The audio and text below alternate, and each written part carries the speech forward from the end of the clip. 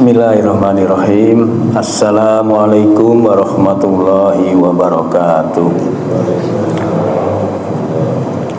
Alhamdulillahi rabbil alamin wa bihi nasta'inu ala umurid dunya waddin. Wassalatu wassalamu ala asrofil anbiya'i wal mursalin. Asyhadu an la ilaha illallah wahdahu la syarikalah wa asyhadu anna Muhammadan abduhu wa rasuluhu la nabiyya ba'dah. Allahumma sholli wa sallim wa barik ala Muhammad wa ala alihi wa sahbihi ajmain, amma ba'du. Jamaah salat subuh Masjid Anas rahimakumullah. Kembali kita dipertemukan karena Allah. Kita terus bersyukur kehadirat Allah Subhanahu wa taala yang terus memberikan nikmat kepada kita. Dan di pagi hari ini, di awal bulan Rajab, tanggal 1 Rajab 1446 Hijriah, kita masih diberi kesempatan untuk mendapatkan rahmat dan ampunannya. Salawat dan salam semoga tercurah kepada junjungan kita Nabi Muhammad sallallahu alaihi wasallam. Jamaah subuh rahimakumullah, kulsub pagi ini mengenai, sebenarnya panjang ini judulnya ini, yaitu orang yang tidak diajak bicara oleh Allah. Dan nanti kalau sampai, yaitu orang yang tidak mencium bau surga. Mau dikasih judul apa nih Pak nanti? Panjang ya.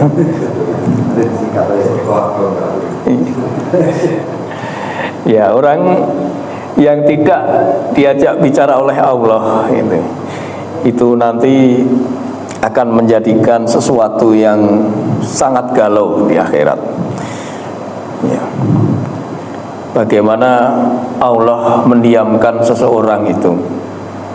Karena waktu di dunia, waktu sekarang ini, banyak orang melanggar larangan atau perintahnya, ceroboh, keterlaluan. Banyak sekali rambu-rambu yang dilanggar, yang mengakibatkan Allah malas berbicara dengannya.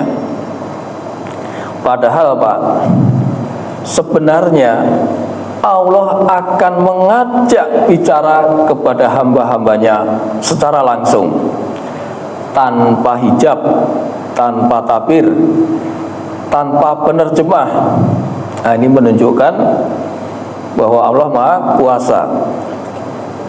Berarti diajak bicara langsung bisa saja face to face, atau bisa secara kelompok, atau segrup lah, segrup jamaah Anas inilah. Tapi jangan dibayangkan kalau kita diajak bicara sama Allah itu kita membayangkan Allahnya, membayangkan mata Allahnya, itu majhul. Nggak boleh kita bayangkan seperti itu. Nah, ini berdasarkan hadis di mana Rasulullah SAW bersabda,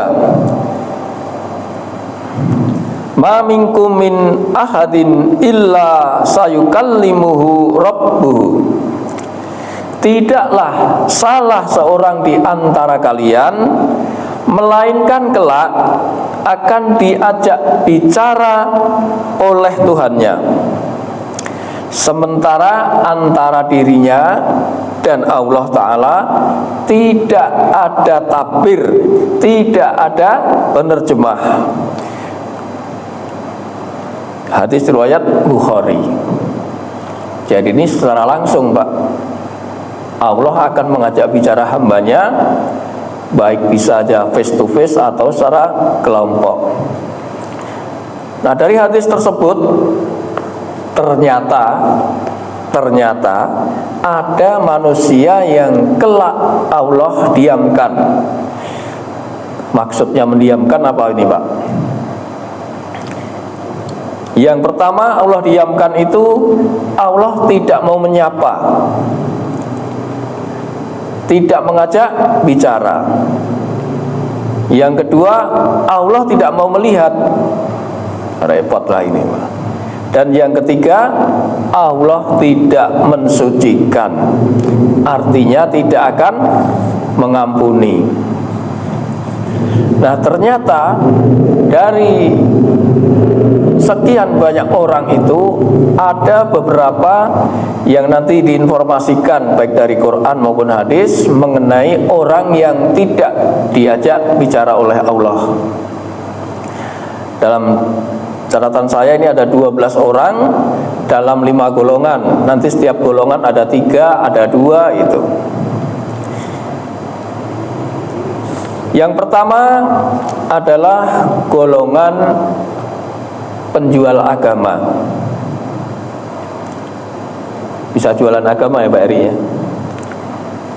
alias PA Pak, penjual agama, yaitu adanya niat terselubung maupun terang-terangan untuk mendapatkan materi. Ya misalnya dalam berdakwah ini Pak yang paling ketara sekalian, yaitu berdakwah dengan memasang tarif. Ada nggak Pak? Ada ya? Banyak ya. Minta upah dengan kedok transport. Ada juga nih. Padahal banyak ayat yang melarang meminta upah dari dakwahnya. Ada sekitar 10 ayat dari berbagai surat itu yang saya temukan Pak. Itu mengenai larangan minta upah dari dakwahnya. Nah, namun berkenaan Allah tidak menyapa, Allah tidak mau mengajak bicara kepada penjual agama ini, silahkan dilihat di surat Al-Baqarah 174. Di situ Allah berfirman, A'udzubillahi minasyaitonirrajim. Innal ladzina yaktumuna ma anzalallahu minal kitabi wa yastaruna bihi samanan qalila ulaika ma ya'kuluna fi butunihim illan nara wa la yukallimuhumullah. Allah tidak mengajak bicara yaumal qiyamah sampai hari akhir, wala yuzakkihim, dan tidak mensucikan, walahum adzabun alim, dan siksa yang keras. Sesungguhnya orang-orang yang menyembunyikan apa yang telah diturunkan Allah, yaitu kitab Al-Quran, dan menjualnya dengan harga murah, artinya berjualan ayat, mereka hanya akan menelan api neraka di dalam perutnya. Ini poinnya. Dan Allah tidak akan menyapa mereka pada hari kiamat, tidak diajak bicara, dan tidak pula mensucikan mereka, tidak mengampuni, dan mereka akan mendapat azab yang sangat pedih. Makanya bagi pendakwah, kalau sudah terjun ke dalam dunia dakwah, harus siap dengan materi Pak. Jangan berdakwah itu menjadikan satu nafkah. Adapun nanti balasannya terserah Allah. Kadang Allah itu memberi rezeki dari yang tidak terduga-duga, min haitsu la yahtasib. Terserah Allah balasannya. Yang penting pendakwah itu menyampaikan kebenaran dan tidak mengharapkan sedikit pun materi. Nah nanti ya mungkin ada timbul pertanyaan, gimana kalau nggak minta tapi diberi? Ya, itulah golongan pertama, yaitu penjual agama. Itu kelak akan tidak diajak bicara sama Allah dan tidak disucikan.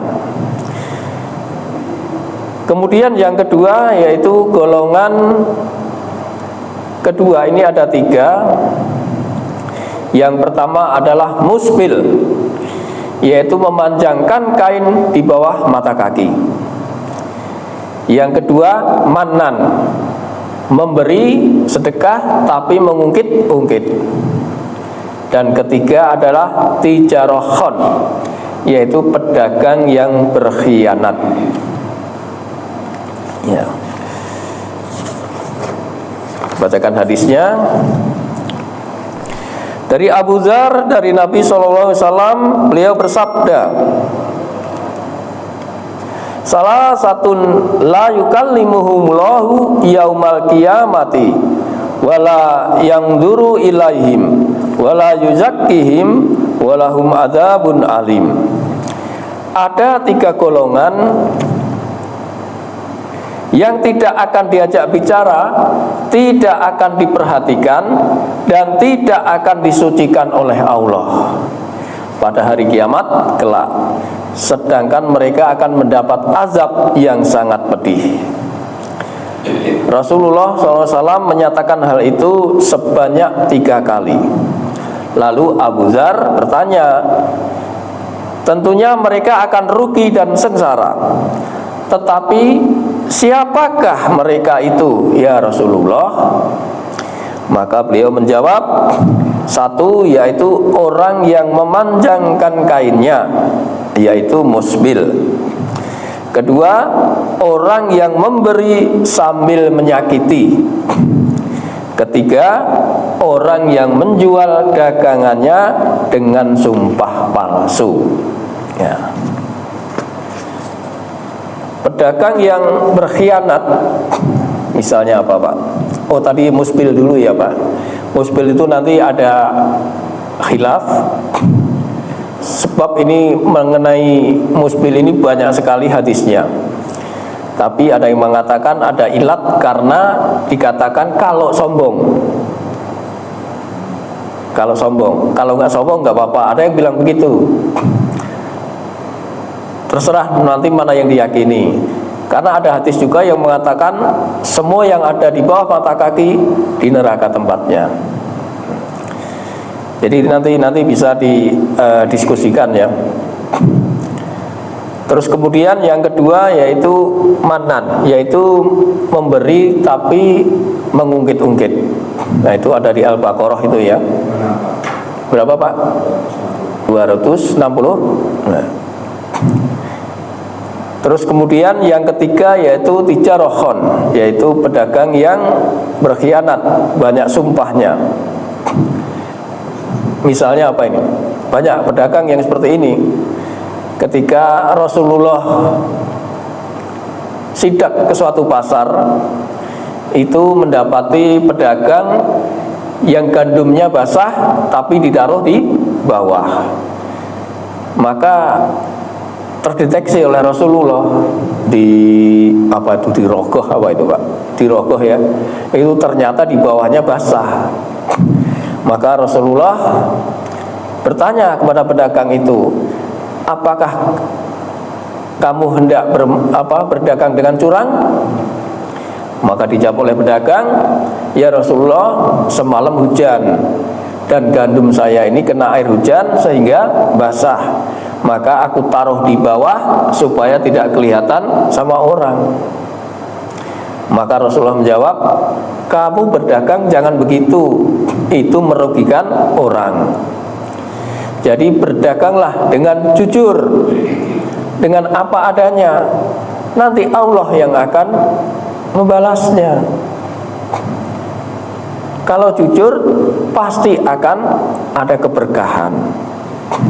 Nah demikian keterangan dari Rasulullah.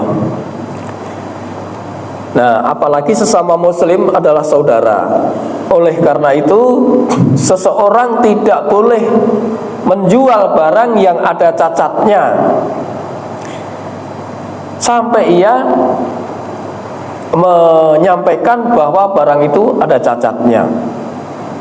Nah ini biasanya kebanyakan ini mukas Pak, yaitu penjual mobil bekas. Iya kadang-kadang ya mukas Pak. Kadang-kadang disembunyikan Pak, ini pernah tabrakan, ini pernah lecet gitu ya. Ya, jadi mesti memang harus jujur. Jadi pedagang itu jangan banyak bersumpah, jangan berkhianat, karena keberkahan itulah yang diinginkan. Kemudian golongan yang ketiga yaitu orang tua yang berzina, orang miskin sombong, dan pemimpin yang zalim atau dusta.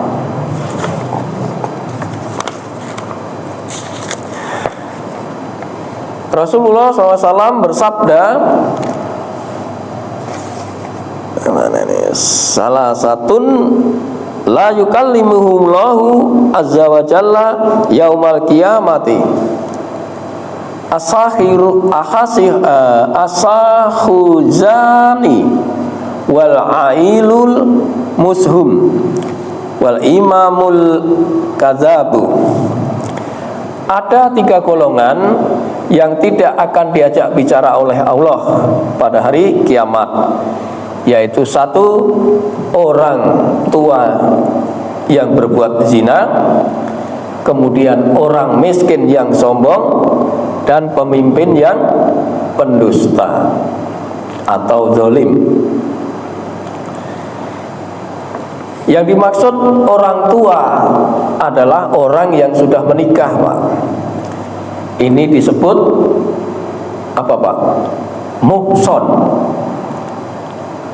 Muhson itu adalah orang tua yang sudah menikah berbuat zina.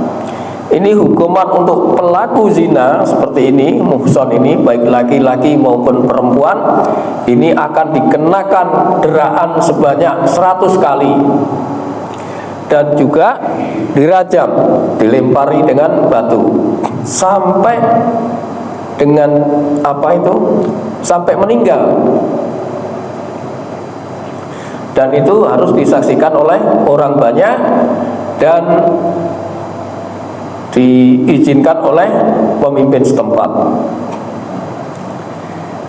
Kalau yang belum nikah namanya ghairu muhson. Kalau yang sudah nikah muhson. Ini hukumannya lebih berat. Nah, ini orang tua yang seperti ini tidak akan diajak bicara oleh Allah dan tidak akan disucikan. Kemudian orang yang sombong, orang miskin tapi sombong. Iya, repot ya Pak Anto ya. Udah miskin sombong lagi. Iya Pak Anto. Kira-kira ada 4 ini yang membuat orang miskin itu sombong. Orang miskin tapi enggan berdoa. Karena dia merasa doanya nggak akan dikabul. Maka itu pertanda kesombongan. Sekiranya pun dia berdoa tidak sepenuh hati, ya Allah berikan aku ini jika engkau mau. Ini ada di dalam hadis riwayat Muslim. Kemudian yang kedua, malas melaksanakan tugas. Semestinya orang miskin harus sungguh-sungguh. Harusnya begitu ya nggak Pak? Harus sungguh-sungguh untuk memenuhi kebutuhan hidupnya. Jangan malah malas. Malas baik dalam ibadah, malas bekerja, malas belajar, sehingga melalaikan dia. Maka itu pertanda bahwa ia mempunyai sifat sombong. Itu nanti keterangannya ada di An-Nisa ayat 142. Kemudian yang ketiga, orang miskin sombong itu suka melanggar aturan atau tidak mau mendengarkan nasihat. Sekarang tidak sekedar sombong Pak, tapi malah ditambah kebodohan. Kenapa? Ya udah miskin, malah main petasan. Ya, semalam terjadi kan? Tapi begitu ada bansos nomor 1, mendaftar orang paling miskin. Repot Pak. Padahal seharusnya dengan kemiskinannya itu dia mengutamakan yang primer dulu. Nah, itulah tanda-tanda kesombongan. Dan yang keempat yaitu tidak pandai berterima kasih. Kalau orang kaya yang tulus memang tidak mengharapkan balasan dari orang yang ditolongnya. Itu mungkin bisa Bapak buka di Al-Insan ayat 9-10 itu. Mereka tidak mengharap terima kasih dalam memberikan sesuatu kepada orang miskin. Namun orang miskin seyogyanya harus pandai berterima kasih atas kebaikan yang diterimanya. Mestinya begitu, Pak. Rasulullah SAW bersabda, Man lam kurnillah. Barang siapa yang tidak berterima kasih kepada manusia, maka ia tidak bisa bersyukur kepada Allah. Jadi orang miskin yang tidak pandai berterima kasih menjadikan pertanda kesombongan. Nah, kemudian pemimpin yang pendusta atau pemimpin zalim. Seorang pemimpin pendusta kalau tidak bertaubat sampai ajalnya dalam keadaan menipu rakyatnya, maka akan dilempar ke neraka. Bahkan boleh didoakan, Pak, orang pemimpin yang zalim ini. Boleh didoakan dengan kesusahan. Karena Nabi kita SAW berdoa, Ya Allah, siapa yang mengemban tugas mengurusi umatku, kemudian ia menyusahkan, maka susahkanlah dia. Siapa yang mengemban tugas mengurusi umatku dan memudahkan mereka, maka mudahkanlah dia. Hadis riwayat Muslim. Jadi doanya tirukan Rasulullah aja, Pak. Jangan doa yang aneh-aneh lah. Nah, itulah tadi ketiga golongan yang tidak akan diajak bicara dan disucikan oleh Allah, yaitu tadi orang tua yang berzina, orang miskin yang sombong, dan apa tadi? Pemimpin yang zalim, pemimpin yang pendusta. Nah, kemudian golongan keempat ada tiga juga, yaitu orang yang punya air tapi pelit. Kedua, orang yang berbaiat karena dunia. Ini biasanya buzzer, Pak, penjilat. Ya. Ketiga, pedagang yang banyak bersumpah. Rasulullah SAW bersabda, ini agak panjang, saya bacakan terjemahannya aja. Ada tiga orang yang tidak diajak bicara oleh Allah, tidak akan diperhatikan pada hari kiamat, serta tidak mensucikan mereka, dan bagi mereka azab yang pedih. Yaitu satu, orang yang memiliki kelebihan air di jalan dan dia melarang orang dalam berjalan untuk mengambilnya. Tapi kalau tetangga lagi kesulitan air, Pak, dan minta bantuan air, dikasih aja, Pak. Jangan dilarang, kasih aja, Pak. Atau orang yang sedang singgah mampir minta air minum atau untuk yang lainnya, kasih saja, Pak. Jangan pelit. Enggak seberapa air itu, Pak. Karena dengan sedekah air ini pahalanya sangat besar, Pak. Sepele kelihatannya, sederhana, tapi pahalanya sangat besar. Dan ini menjadi sedekah paling utama. Kata Rasulullah, sedekah paling utama. Karena dari suatu hadis dari Sa'ad bin Ubadah, ia berkata, aku pernah bertanya, ya Rasulullah, sedekah apakah yang paling utama? Maka Rasulullah menjawab, sedekah memberi minum air. Hadis riwayat Abu Daud. Bahkan dalam hadis qudsi, itu dialog Allah dengan seorang hamba, Wahai anak Adam, aku meminta minum kepadamu, mengapa kamu tidak memberi minum kepadaku? Maka si hamba menjawab, wahai Tuhanku, bagaimana aku memberi minum kepadamu, sedang Engkau Tuhan semesta alam? Maka Allah berfirman, hambaku si fulan telah meminta minum kepadamu, mengapa kamu tidak memberi minum kepadanya? Seandainya kamu memberinya, kamu akan mendapatkan pahala dari sisiku. Hadis riwayat Muslim. Berarti ada pahala yang sangat besar. Kemudian tadi yang kedua yaitu orang yang berbaiat karena dunia. Itu tadi Pak. Ini hadisnya belum saya bacakan tadi. Ya.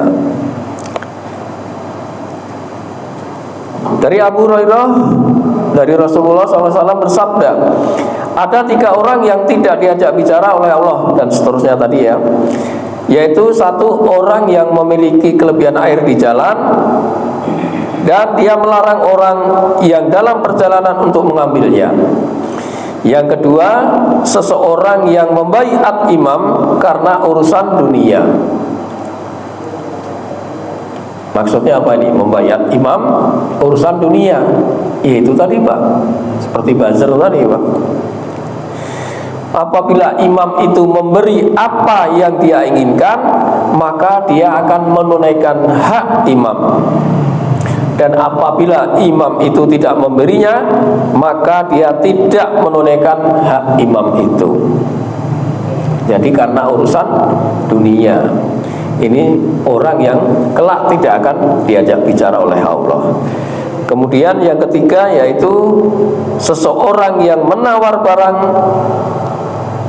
setelah asar dan bersumpah kepadanya dengan nama Allah, sungguh dia telah diberi dengan harga sekian dan sekian, kemudian orang lain mempercayainya.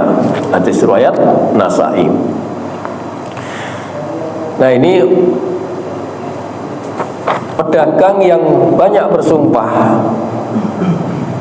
Itu ketika berdagang menjanjikan kepada seseorang bahwa dagangan ini harganya sekian, saya pulaannya sekian, tapi tidak dikatakan dengan yang sebenarnya.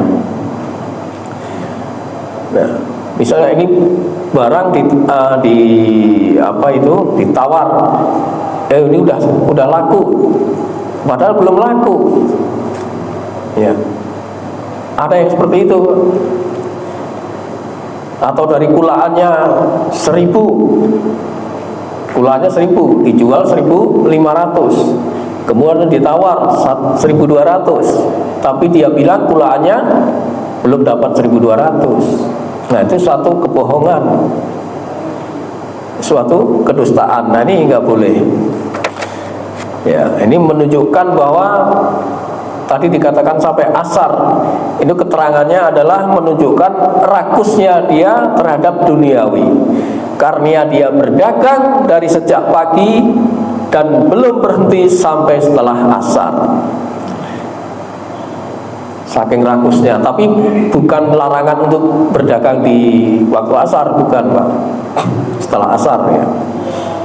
Nah, itu hanya menunjukkan bahwa seseorang yang sudah dari pagi sampai sore berdagang masih saja menipu, masih saja bersumpah palsu.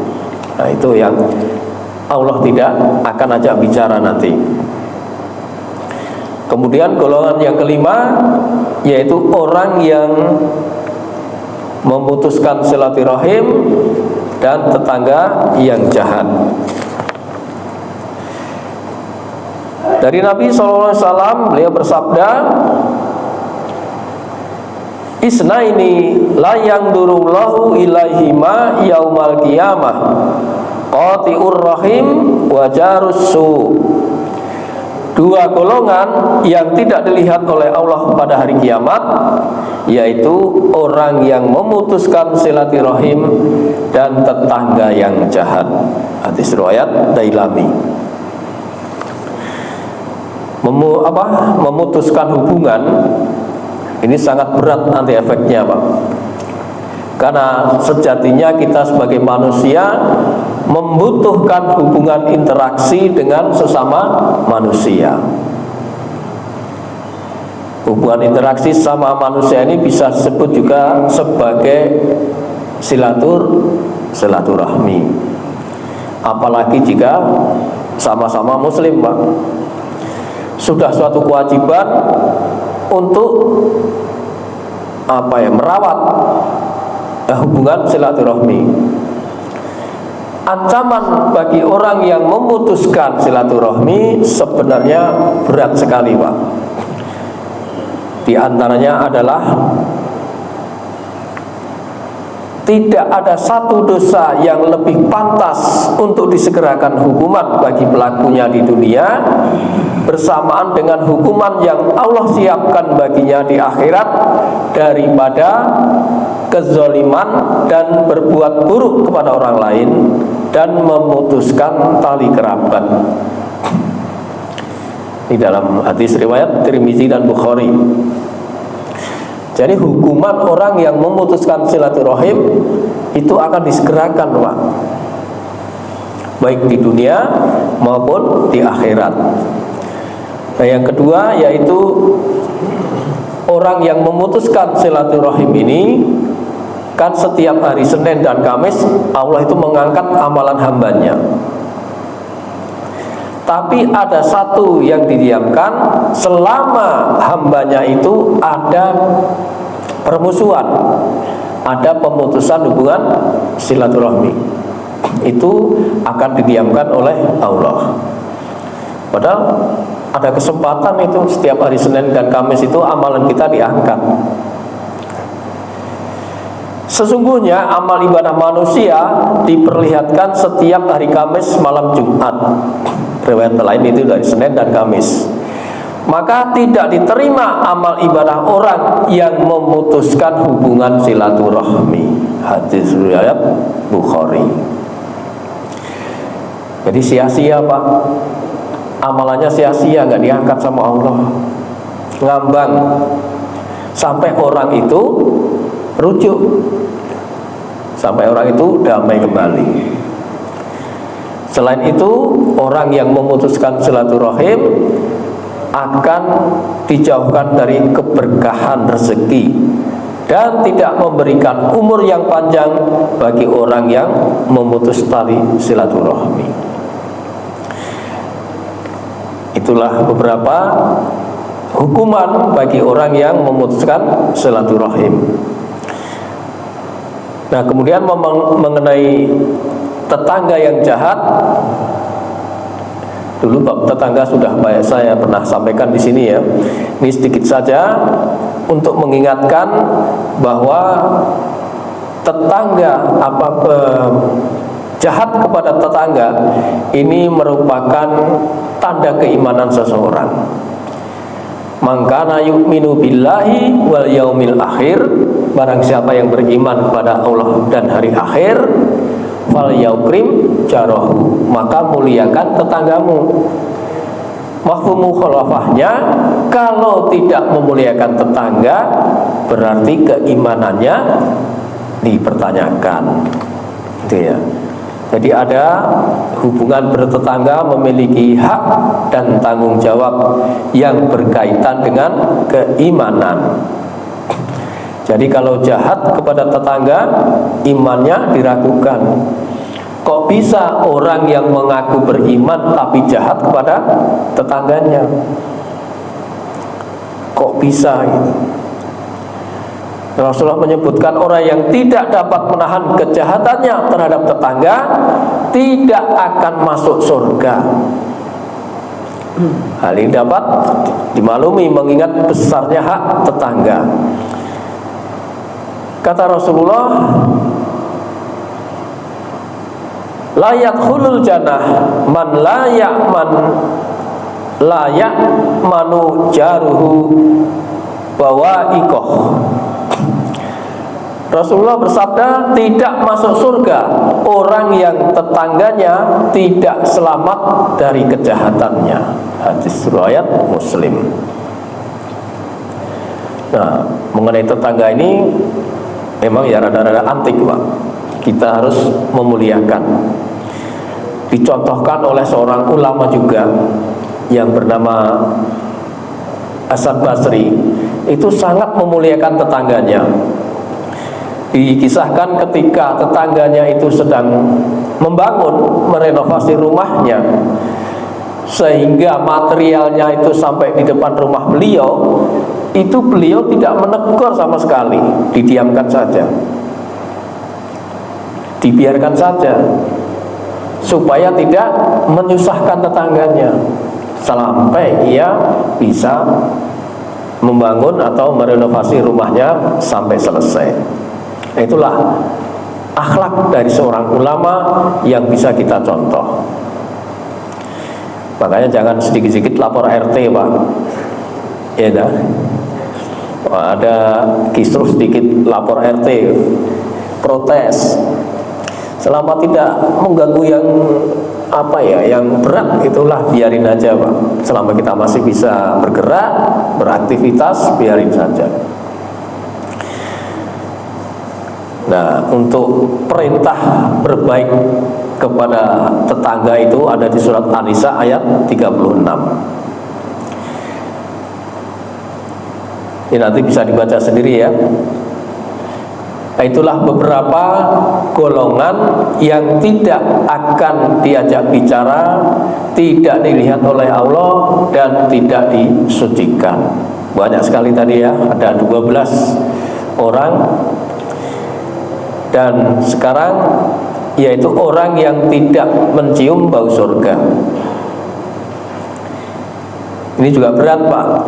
Ada 7 golongan yang tidak akan mencium wanginya bau surga. Padahal bau surga itu bisa tercium dari jarak ribuan kilometer. Ribuan kilometer bisa tercium itu. Nah, siapa saja orang yang tidak akan mencium bau surga? Yang pertama yaitu pemimpin yang dusta, sama yang tadi, Pak, yang di atas tadi ya. Pemimpin yang dusta atau pemimpin yang zalim, itu sampai ia meninggal belum bertaubat, maka akan dilempar ke neraka. Maka dalam hadis ini dia dikatakan tidak akan mencium bau surga. Di dalam hadis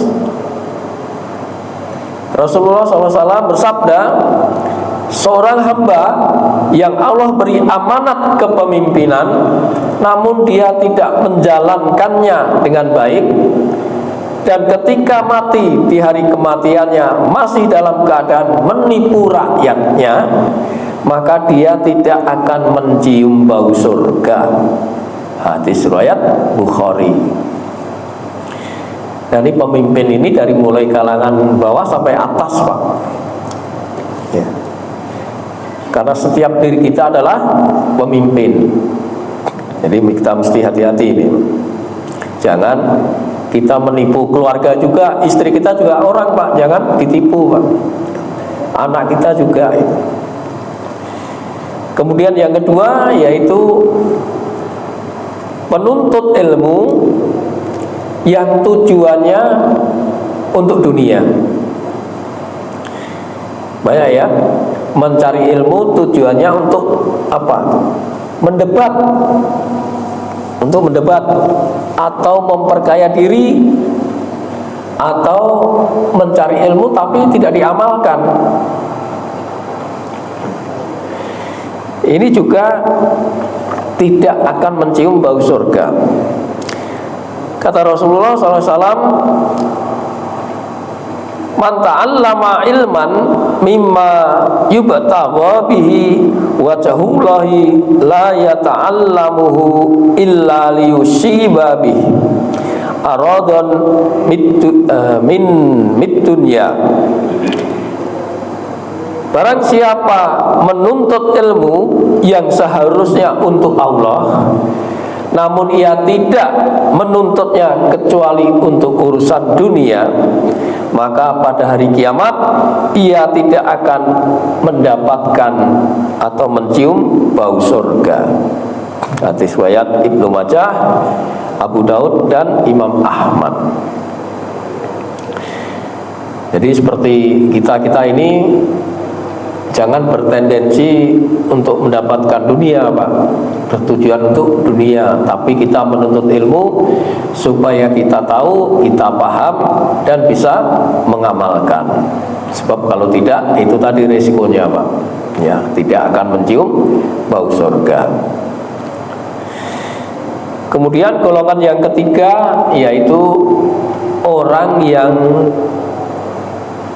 ngaku-ngaku nasab. Nah, ini yang lagi rame nih, nasabnya nih. Dulu zaman Rasulullah itu pernah mengangkat anak, yaitu namanya Zaid bin siapa ya, saya lupa ya. Lalu menasabkan dengan nama Rasulullah. Jadi Zaid bin Rasulullah kalau nggak salah gitu ya. Lalu turun ayat yang melarangnya menggunakan nama belakangnya dengan nama bapak angkatnya.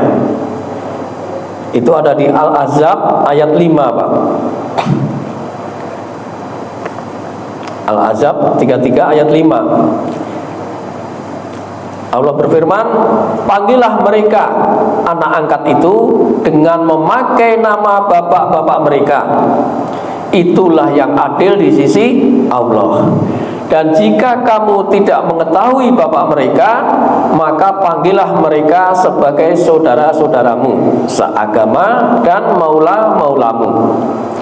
Dan tidak ada dosa atasmu jika kamu khilaf tentang itu. Tetapi yang ada dosanya apa yang disengaja oleh hatimu. Allah Maha Pengampun, Maha Penyayang. Ini nanti kalau dibaca tafsirnya di Ibnu Katsir, itu nggak boleh menasabkan nama kepada anak yang bukan nasabnya. Begitu juga seorang istri kepada suaminya, karena suaminya kan bukan bapaknya. Misalnya istri saya Sri Lestari Marsudi, nggak boleh, Pak. Kalau mau dinasabkan, ya nasabnya bapaknya, Sri Lestari bin Sumarno misalnya gitu. Itu hadisnya juga ada, tapi nggak saya bawakan ini. Jadi nggak boleh menyanangkan nasab selain keturunannya. Kemudian yang keempat yaitu membunuh kafir mu'ahad. Dari Ibnu Abbas, beliau berkata, dahulu kaum musyrikin terbagi menjadi dua golongan di hadapan Nabi SAW dan kaum muslimin. Di antara mereka ada golongan yang dinamakan ahlu harb, yaitu kafir mu'ahad. Kafir mu'ahad. Nabi memerangi mereka dan mereka pun memerangi beliau. Ada golongan yang disebut ahlul ahad. Nabi tidak memerangi mereka dan mereka tidak memerangi beliau. Nah, macam-macam kafir itu ada banyak, yaitu tadi diantaranya kafir mu'ahad tadi, Pak. Kafir mu'ahad ini kafir yang terikat perjanjian dengan kaum muslimin untuk menghentikan peperangan, dan ini tidak boleh dibunuh, Pak. Ini dilindungi. Ya. Jadi orang yang membunuh orang kafir mu'ahad ini, yang dilindungi ini, maka kelak tidak akan mencium bau surga. Jadi intinya tidak semua orang kafir itu menjadi musuh, Pak. Ada kafir yang memang menjadi musuh. Kafir apa yang lupa saya namanya. Ya. Nah, kemudian yang kelima yaitu wanita yang tabarruj. Ini juga tidak akan mencium bau surga. Apa itu tabarruj? Ada yang tahu tabarruj? Yaitu bergaya, berpenampilan untuk menarik lawan jenis yang bukan mahramnya. Kira-kira itulah definisinya, Pak. Ya. Ya, karena itu ada 3 bagian, Pak. Untuk menarik itu kan bisa saja dia berpakaian tipis, ketat, atau di apa ya, memang buka aurat, atau kalau berkerudung hanya kerudungan gitu aja, Pak, tidak menutupi rambutnya. Apa ya, kalau bahasa Jawa disampirkan gitu aja, Pak. Iya, kerudung, ya, Pak. Ini hadisnya dari Abu Saleh, dari Abu Hurairah, dia berkata, Rasulullah SAW bersabda, wanita-wanita yang berpakaian tapi telanjang dan berjalan melenggak-lenggok, sedangkan kepala mereka bagaikan punuk unta yang miring, mereka itu tidak akan masuk ke dalam surga dan juga tidak akan mencium bau surga. Padahal harum semerbak surga itu dapat dirasakan dari jarak perjalanan 500 tahun. Hadis riwayat Muslim. Perjalanan 500 tahun, nah, kita nggak bisa membayangkan, nggak? Berarti jaraknya yang demikian jauh, wangi surga itu sudah tercium. Gimana kalau dari jarak jauh aja udah nggak mencium baru surga, ya. Kemudian yang keenam, yaitu istri yang minta cerai dengan alasan yang tidak jelas. Nah, ini orang istri biasanya yang tergiur dengan harta ini, ya, terjadi perselingkuhan, akhirnya dibujuk untuk cerai kepada suaminya. Ada ya, Pak, ya? Banyak ini. Maka ini salah satu yang tidak akan mencium bau surga.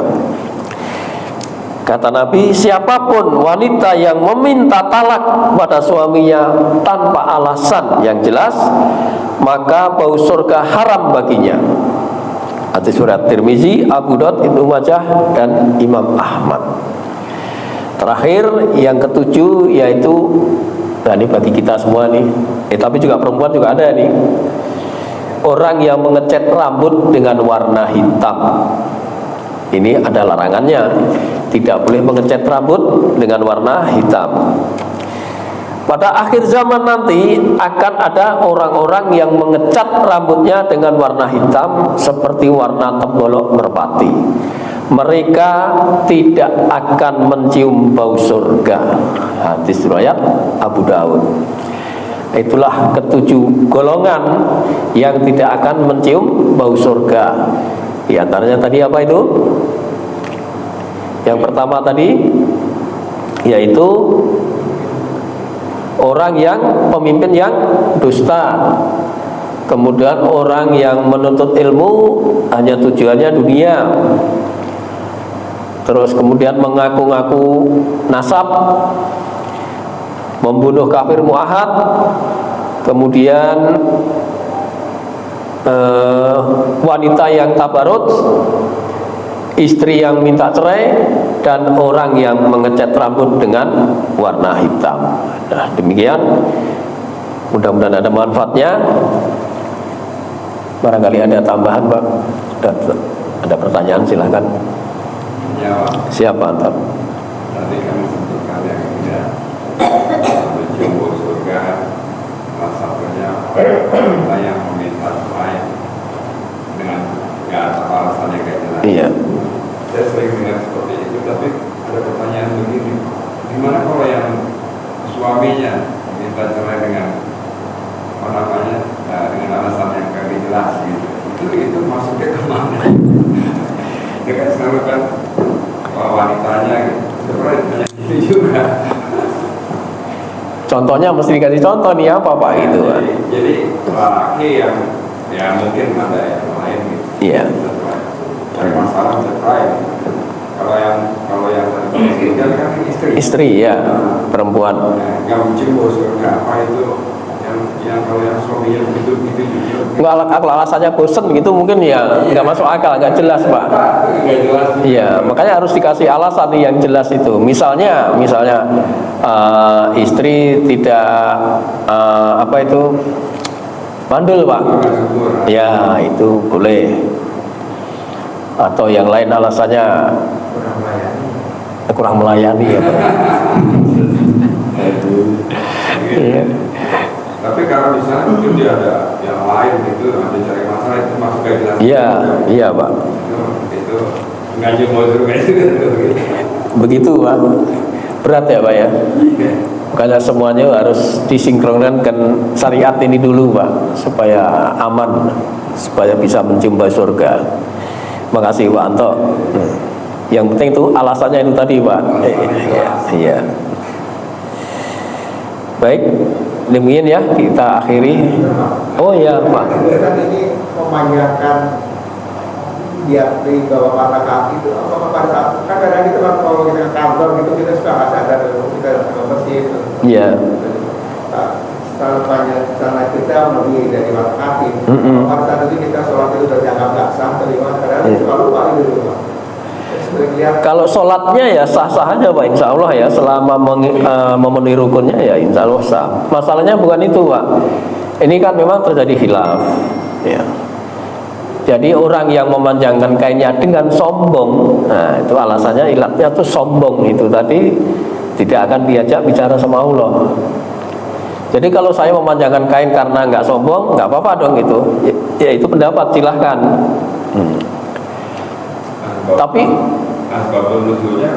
Tapi karena Rasulullah sendiri juga pernah begitu dalam satu hadis. Itu kalau saya kumpulkan hadisnya ada sekitar 20-an ini hadisnya itu mengenai musbil, mungkin lebih kali. Itu Rasulullah pernah menegur seseorang, kalau nggak salah Ibnu Mas'ud, ketika dia menutupin kakinya sampai bawah, sampai mata kaki. Lalu dikejar sama Rasulullah, terus irfa gitu, angkat kainmu gitu. Dia ngeles, ya Rasulullah, kaki saya itu kecil, jelek. Itu. Apa kata Rasulullah? Allah itu maha baik. Allah itu maha baik. Itu ciptaan Allah. Maka angkatlah kainmu. Minimal di atas mata kaki sedikit nggak apa-apa. Yang penting tidak di bawah mata kaki. Nah, tapi ada hadis yang lain ketika Abu Bakar melorot kainnya, lalu ditanyakan, kalau yang seperti ini gimana Rasulullah? Kamu tidak termasuk orang yang musbil. Tapi kalau kita cermatin lagi, sebelum dia melorot pasti di atas. Karena melorot jadi turun. Karena dalam keadaan sholat dia khusyuk tidak membetulkan kainnya. Saya pernah tahu hadis yang tentang menguraikan itu kan, menguraikan kain itu. Oh saat itu Rasulullah ditanya apa ada orang kaya yang lewat ya masalah gitu ya. Iya, orang-orang kaya dulu itu memanjangkan kainnya, iya, sombong Pak.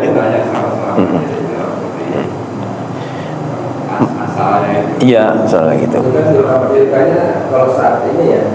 Kalau saat ini itu ditampilkannya kalau orang pesta Ya.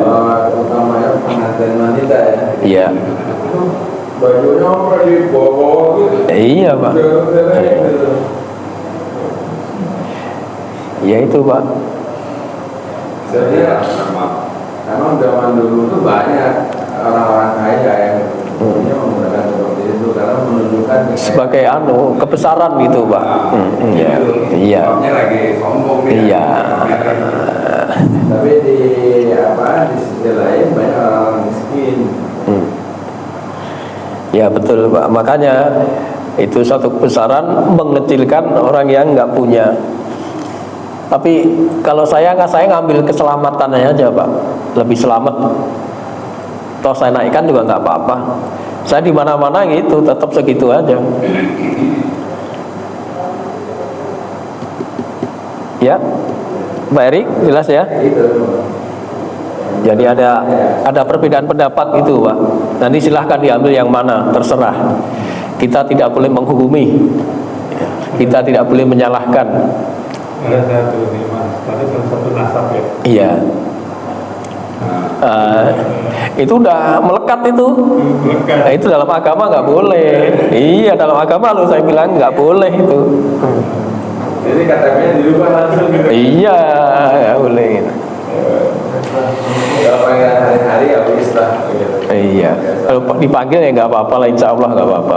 Karena panggilan aja, bukan dalam hati kita menasabkan diri kita sendiri. Gitu. Jadi sebenarnya kan kalau di dalam kebudayaan kita itu untuk memudahkan. Iya. memahami. Oh itu suaminya si A gitu sama si B gitu. Iya. Hmm.